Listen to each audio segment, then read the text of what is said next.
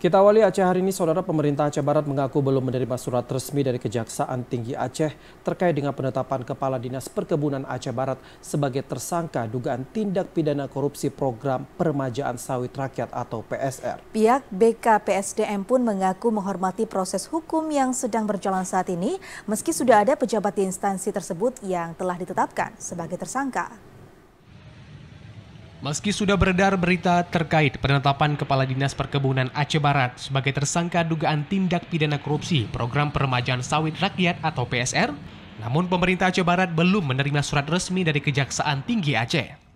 Sehingga pemerintah Aceh Barat belum mengambil tindakan terhadap status kepala dinas itu. PLT Kepala BKPSDM Aceh Barat Edi Juanda mengatakan pihaknya menghormati proses hukum yang sedang berjalan.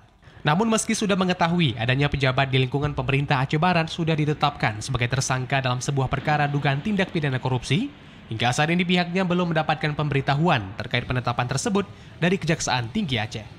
Mendengar dari media massa bahwa ada salah satu kepala dinas di Kabupaten Aceh Barat yang ditetapkan oleh Kejaksaan Tinggi sebagai tersangka. Ya tentunya jika memang hal tersebut benar, kami menghormati proses hukum yang sedang berjalan tersebut.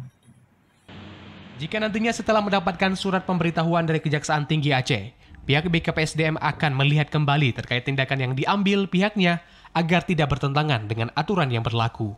Dari Melabuh, Aceh Barat, Azhar TV Raja melaporkan.